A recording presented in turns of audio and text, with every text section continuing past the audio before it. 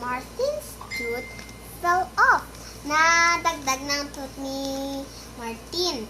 Number 2, Martin asked his family where does the tooth go after it falls.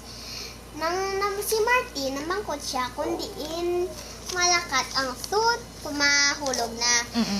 Number 3, Martin sleep and rest. Pagtapos na sa mga excitements, nag-sleep and rest sila the whole family. Pag sleep and rest na nila, number 4, Martin went,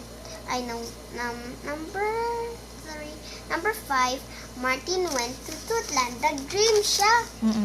Pag dream niya to, siya kung nasa room niya, nakakita siya fairy sa iya, tubangan.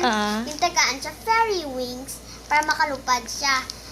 And with rocket, flew away to the sky hasta makita nilang mountains. Sila sa Tootland.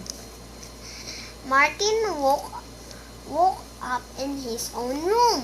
Pag woke up yan na, kay nagabal tong fairy na hambal ito sa fairy, ti ano na inihimo nyo sa tooth. Hambal tong answer sang fairy, ginahimo na nila powder para i-sprinkle nila sa trees para mag-grow faster. And, ay nagitang last all. Naghambal si Martin, can I stay here for a long time? The fairy said no. No. Kay kung dito na lang siya, hindi na siya kabalik siya family.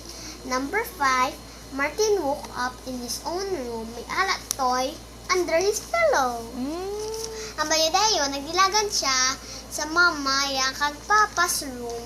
Ang baya, running, singgitan siya. Mama, Papa, may toy! Ngayong amon siya. And then,